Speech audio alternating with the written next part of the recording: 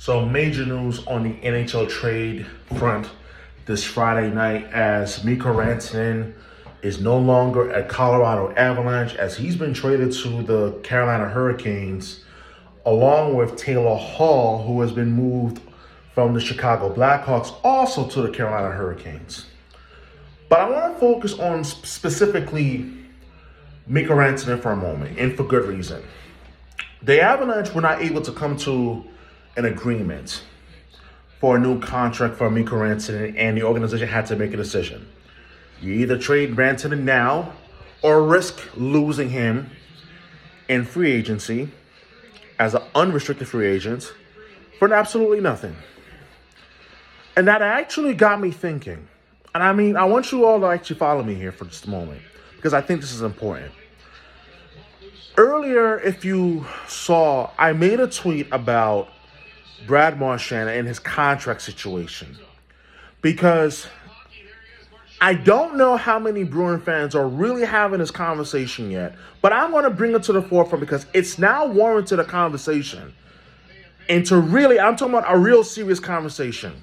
Because where the Bruins are right now, yes, they're temporarily right now in a playoff spot, but with the concerns surrounding this team and where this team is heading, and the fact that the Boston Bruins have not agreed to a new deal with Brad Marchand as of yet, I think that with Rantanen's trade from Colorado to Carolina, this now begs the question, followed by the point I'm about to make.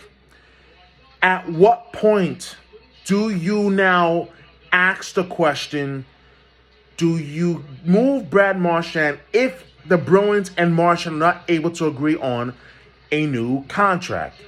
And if they decide to move him, when? And if they choose to keep Marchand, right? And they continue the season, no new deal gets done and so forth. And we all know how crazy that day one of unrestricted free agency gets in the NHL.